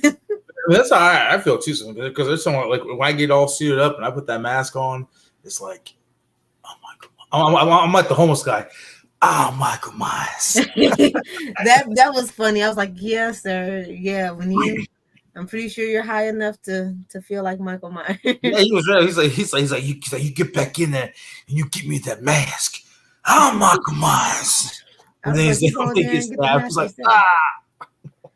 that was really funny. And then for the fact that no one really knew that the body of the Yeah, homeless man, yeah. And then when he took the cop there, it's like you could have reported it, but it's too late. You're he did. next. But again, when we go back to Halloween Ends, honestly, it was just hyped up, for the final showdown between, Lori and Michael that just lasted, 3 minutes? That was about it. Yeah, it was. So yeah, They it really hyped wasn't. it up, and I mean, it was. I mean, it was actually good to see. They had a big fight showdown, but then of course Michael Myers gets pinned down, which I didn't understand. If he sipped the first time, he could have just sipped the other times. You know what I mean, and go after her, but he didn't. And then of course he slit his throat, and then of course you get that. It's still, to me, it's still a cringing line where it says, I thought you were the boogeyman. And I try to forgive you. I try to forget you. I try to this, that, whatever. And then she says exactly what Corey says, but you're just a man who's about to stop breathing. And then she slit his throat. Then she slit his wrists. Well, actually, she slit his throat first. And then he kind of came up, was like, gotcha. I'll choke her out. And she's like, do it. Do it. And then, of course, Alex breaks his arm. Then, of course, they parade his lifeless body, I guess, around the whole town to the junkyard. But again, that's where you had that scene to where Hawkins did say, well, now it's time for this town to start healing. And that's when she said, well, let's show him off. So let's show the whole town that Michael Myers is dead. We can move on from this. And then, of course, you get the awesome redemption scene of Sheriff Barker. You get the awesome redemption because when he showed up, and the other two officers says, well, hey, this is not how we do things. And then he's like, it is tonight. That was his that was his redemption scene, because with Halloween 18, he was like, haha, Michael Myers loose on Haddonfield on Halloween night. What are we going to do? Cancel Halloween? Kind of like joking about it. Mm-hmm. And you get Halloween Kills, and he's like, doesn't know what the hell to do and everything else. And then at the end of Halloween Ends, he got his redemption scene. Well, it is tonight.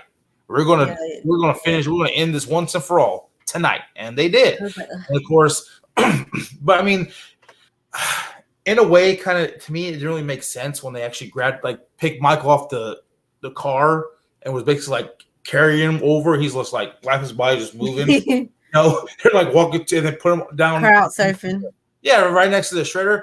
To me, that's something that, again, if there was like a killer and then we actually caught the killer and he killed all his people, whatever, and it's a big horrific thing, the killer died.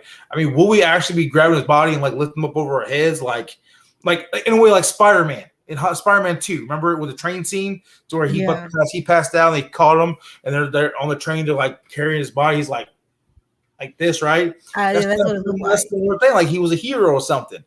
I mean, if that was a real life situation, we'd be like dragging that body through the dirt, punching it, something bad, I mean, but not carrying like that. But then we get to the shredder part, and then Lori, she's standing there looking at him, and then of course, Allison turns it on, and then of course they threw his body, he's like gets crushed, and then then you get Lori's speech at the end saying, Michael Myers was destroyed, at midnight, on November 1st, midnight procession, there's no tombstone, no memorial, no nothing. Mm-hmm. But it would have been an awesome scene to where she would have thrown Michael, as she was throwing Michael in the shredder, Michael awoke, grabbed her arm, and pulled her down with him. That would have been good. Now, yeah, that would have been, to me, a best ending, because you actually had basically, in a way, she won, but the boogeyman won. Boogeyman actually won because he actually came back, grabbed her, and dragged her into the shredder with him, and they both died. That's how I thought Halloween would have ended, with both them dying together. Yeah, but I don't write the movies; I just watch them. So obviously, they knew better than me. But I have a question for you. Do you think Halloween Ends later on in time? Do you think Halloween Ends is going to get the same treatment as Halloween 3, Season of the Witch?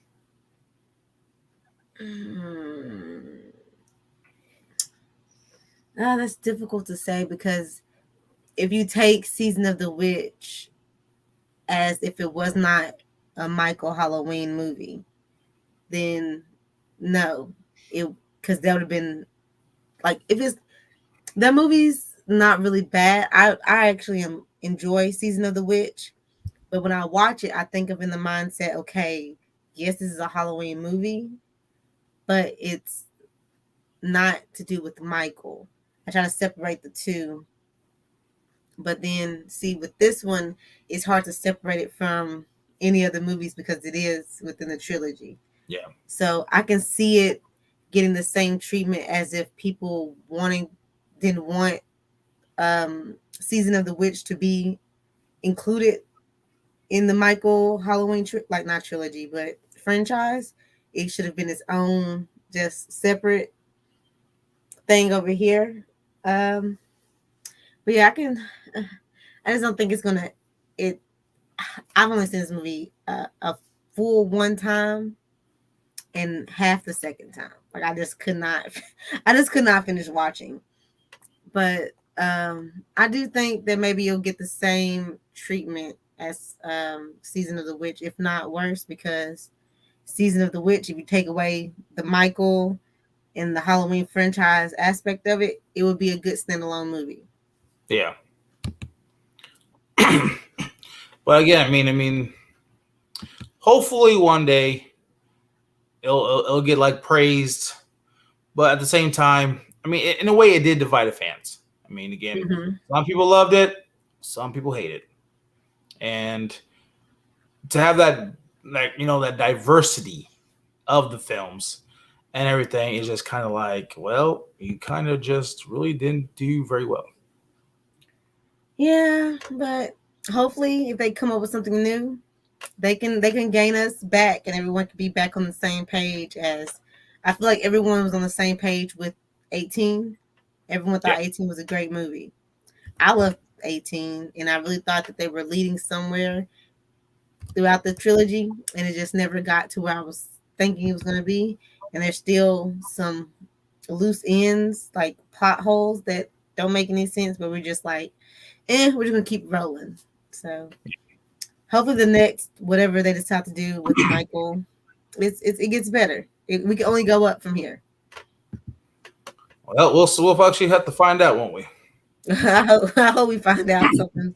They do something better.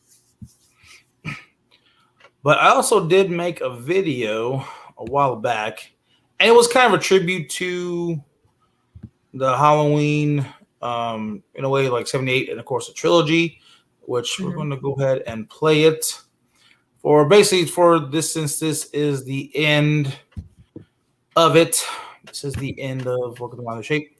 I figured why not? We're going to play it. I mean, I kind of did this. It's kind of a nice little song with it and everything else. So hopefully everybody will enjoy it.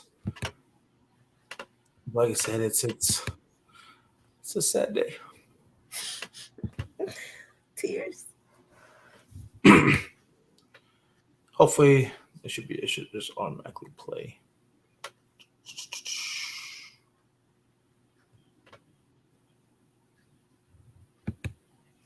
Let's see here. That was on my end. Oh, there it is. Halloween, Michael Myers, and Laurie Strode, the beginning and the end.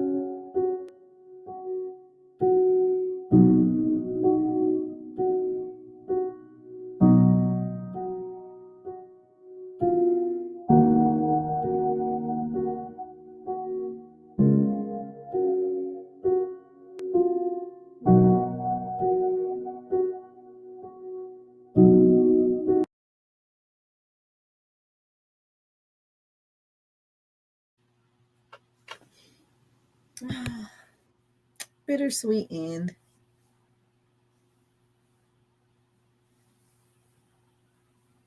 Oh no, your mic is off. Your mic is off.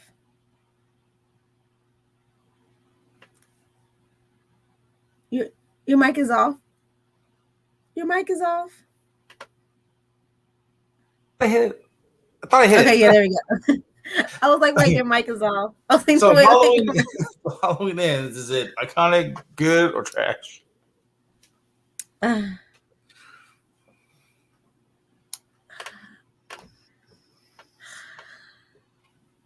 See, I want to say trash so bad, but it had so many good kills.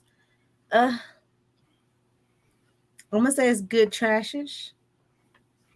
Like it's like borderline because there's good kills, and I saw where it was going. So to me, in between good and trash is decent. Okay, it was a decent movie.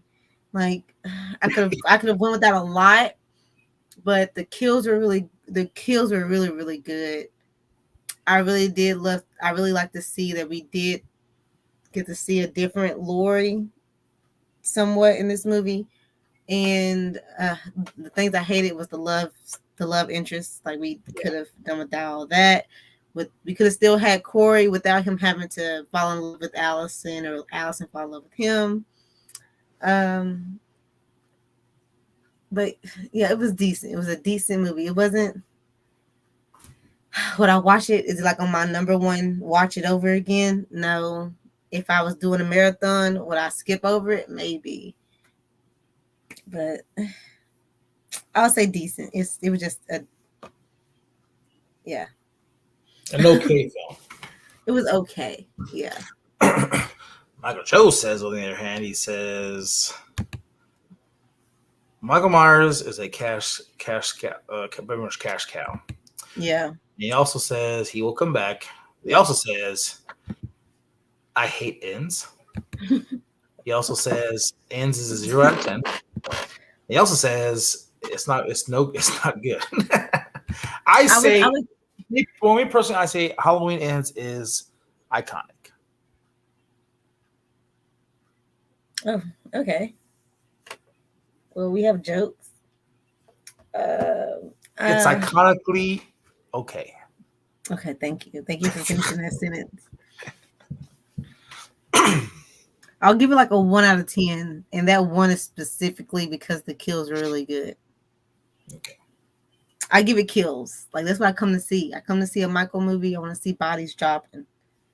Yeah, but I mean, again, I kind of see what they want to do because they want to do something different. They don't want to have the same, in a way, same routine. Because everyone wants to see how a movie, kills, bodies. I mean, but they want to try something different. Kind of like still have the kills in it, but not as many, and actually focus more on a storyline than the previous. Well, in a way, Halloween Kills. Because Halloween Kills basically the whole movie was nothing but bodies dropping. That's what the movie was. Halloween Kills. Kills. Kills. Bodies. Yeah, that was it. Halloween 18 had a good storyline. He basically 40 years, he broke out, did his little thing and then everything else. Supposedly that was supposed to be the end right there. Halloween 18 was supposed to be the end. But they decided to do Halloween Kills and then Halloween Ends. But then they went to a different approach with Halloween Ends. Give it more of a story, give it more of a psychological story, give it a little bit of a love story. And again, that's how they went with Halloween Ends. Of course, they could have done that better if Corey was, a lot of people say if Corey was Cameron, have it like that way, or I guess something along with that nature, or they could have just had like Allison, like in love with somebody else, something like that, and maybe Corey was like in love with Allison, but she knew what happened, and then he ended up meeting Michael, and then they started killing each other, and then he's like going after. Being like that creepy, I love you, I want to be with you type deal, whatever. I can't have you, kill her boyfriend. Type of thing. Yeah, kill Allison's boyfriend and trying to get to Allison and everything else, and then it backfired, and he tries to kill Allison, and then they stop him, and then of course Michael comes, something like that nature. They could have done that. They could have done so much things with somewhat of a love story, but more like a psychotic love story. Yeah. But again, I mean, maybe it makes it later. I mean, again, it's Halloween Ends has been growing on me. I do watch it occasionally. If hey, if I want to watch Halloween Ends, I'll pop it in and watch it. Um, like I said, for me personally, I really don't hate any Halloween film. Even I love Christopher Michael Myers. I love Halloween 3. I enjoy Halloween 4. I enjoy Halloween 5. You know how annoying Tina is and some of the characters and everything else. Look, I still enjoy Halloween 5. I enjoy Resurrection. Even though it's more like a comedy than a Halloween film, I still enjoy Resurrection. It's got some funny lines. Again, it's got one of the most iconic lines ever in the franchise was "Trick or treat, motherfucker." That's still one of my favorite lines of the movie.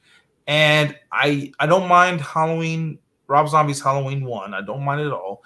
The only Halloween movie, I say this plenty of times, the only Halloween film that I darn right loathe and hate is Halloween 2 Rob Zombies. That's the only one. The rest I enjoy. The rest I can watch over and over and over again. When it comes to Halloween Ends, that's kind of in the same boat. I still watch it. I can still watch it over and over again. I can still watch it again. I can still, still somewhat enjoy what was going on, and see Dave Green's, thought process and what he wanted to do, and that's it. I just enjoy the end. Of course, it's a definite end to Michael Myers. They could have done a little better, but again, I see what he means by Michael Myers is a mortal man, but he can go above and beyond what normal mortal man can do in Halloween Kills. I mean, that's the way he stated that he was not, in a way, he wasn't supernatural. He could take more punishment and damage than any normal person can do. But when you get to Halloween Ends, it's been 4 years. He has no medical attention, no medical nothing. He's in the sewer, and basically his wounds, he's wearing the same coveralls, for 4 years without taking a shower, without taking a bath, he maybe went down to the lake or something. I mean, because again, Haddonfield takes place in Illinois. I live in Illinois, so we have a lot of rivers and lakes and stuff, that ponds and stuff that he could possibly, go and maybe wash his coveralls off or wash his body or something like that. I mean, he might have some like that he could do, but again, 4 years, his wounds are going to get infected.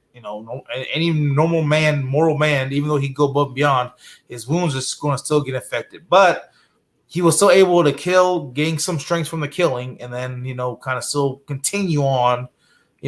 Killing the nurse and then, going after Lori, and everything else. So he would still be able to do that. But at the same time, his wounds were, in a way, taking effect. And that's when, pretty much, if he would have got his, throat slit and his wrist slit and stabbed multiple times and thrown into a shredder, yeah, I kind of see him coming out on top.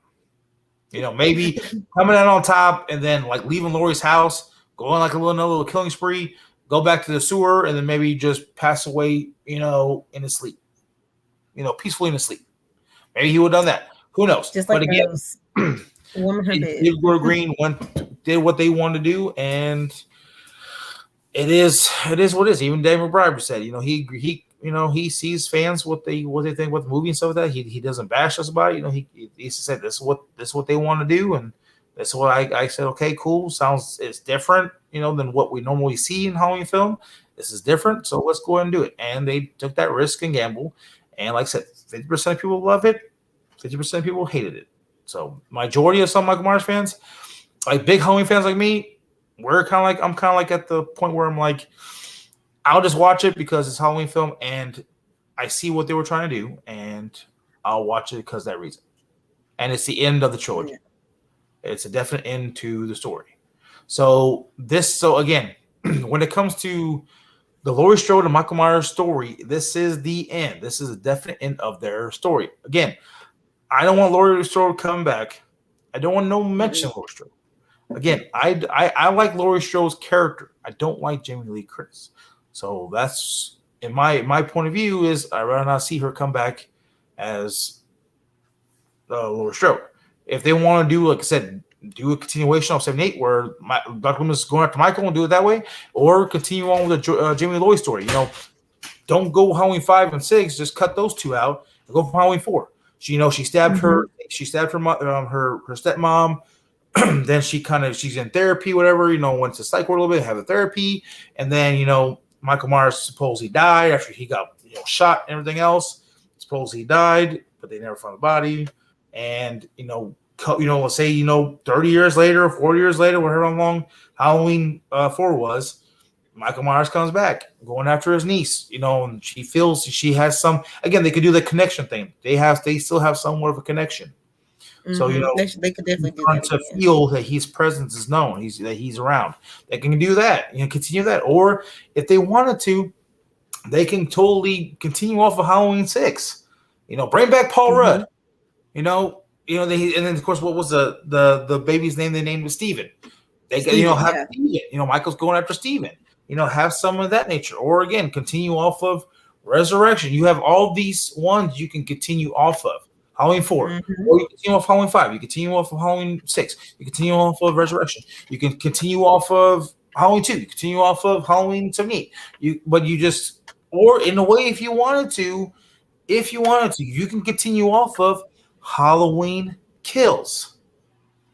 You could continue off of Halloween Kills, but again, you can't. You really can because it is stated with Laurie Strode. So again, it's going to be. Let's say it's always Halloween. The new trilogy is going to be one. It's connected no matter what you do. But again, if you want to do, I would love to see Halloween. I would love to see Paul Rudd just come back for Halloween. Halloween 7. Have him come back for Halloween 7 or something. Continuation with that with Steven. And he's Steven's all grown up. Paul Rudd's a dad with Steven and that girl from the girl whatever and her son. Because what was his name? Danny. Have them. Michael Myers coming after them. And they have they in a way they might have a connection to Myers after the whole cult things. They have a little bit of connection. That's hey mom, or hey mom and stepdaddy. Hey, I sense Michael. I think Michael's coming. I sense him. I feel him. Something like that. They can do so much with the franchise. But again, I would love to see them either start fresh, make a new Halloween, remake 78, have that guy come back who played Dr. Loomis in the flashback scene of Kills, have him come back to Loomis, get you off there. Boom, you have a new whole storyline. In a way, you can do something different. You can either have Laurie, you can have, Annie live, you can have, what's her face live, you can have, anything, you can do anything you want. But then just continue with those characters, and then say after 78, Michelle Michael the balcony disappeared. Boom, Laurie Strode's story is done.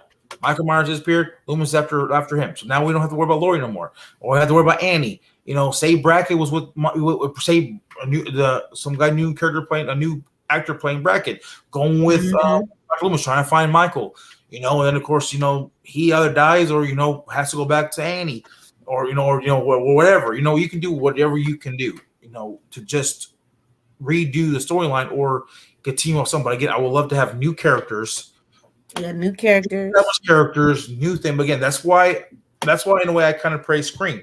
Because the Scream franchise has always been a continuous line. There's been no retcons. There's been no timelines. There's nothing. It's Scream 1 all the way to Scream 6. And, of course, after Scream 5, now Scream 6, you have new characters. Well, Scream 5, you got new characters. But they established new characters in Scream 6, along with, older characters or legacy characters. We got Kirby back. We got Gail. Yeah. But again, that's why I like the Scream timeline, because it's one continuous timeline. There's nothing retcon. There's no new thing. There's nothing. It's always been, it's been evolving throughout the whole time. And they can do something like that with Halloween. They can just retcon everything, remake Halloween, and then they can do that. They can retcon Halloween, do Halloween 2, Halloween 3, 4, 5, 6, 7. They can actually do one whole continuous new timeline of, say, 10 movies. Or a TV show. With different characters. Halloween 78, Michael Myers kill whatever. Laurie survived, Michael disappeared. Halloween 2, we're on the hunt for Michael Myers. Halloween 3, the death of Dr. Loomis. Halloween 4, Halloween 4, Michael Myers Halloween, they can keep going with the whole new timeline and just remaking it. That's my opinion. Again, just bring more new characters in, something different. Yeah. because again, I mean, honestly, I will again. I would love to see Daniel Harris come back. I would love to see John come back. But again, would you rather have those characters come back and see them in another movie and they retcon everything else and make it a whole new timeline again, or just going after a different movie, or would you rather see a whole brand spanking new, fresh start timeline? I would like for them to take some of, like, yes, bring back Danielle and bring back John, as we can kind of keep their story within the story, but bring up a new storyline. I would really rather much, instead of a movie, a TV show. Well, how would you like this? How would you like they continue off of 78, right? 78. Oh no! How about this? How would they continue off of Halloween 2? Dr. Loomis died in the hospital in the explosion. Michael Myers escaped and survived that fire. He basically he was burned, but he magically survived. Okay. Laurie Strode, of course, you know how she died in Halloween 4. She died in a car accident. That's why Jamie Lloyd is an orphan. But she gave birth to 2 kids, Jamie and John, and she died. Say she died, giving birth to we'll say Jamie's older, is the oldest, and she died giving birth to John. Okay. It's been John and Jamie, right? And then you continue storyline where she died, we'll still have her dead, right? And then so Jamie Lloyd and John are together. They grew up together. The brother and sister, they're actual brother and sister. And Michael Myers comes back for them. And you have a fight. I would like that. Jamie and John. I would like to see that. That would be a good movie or TV show where you could just go off of what they've been doing.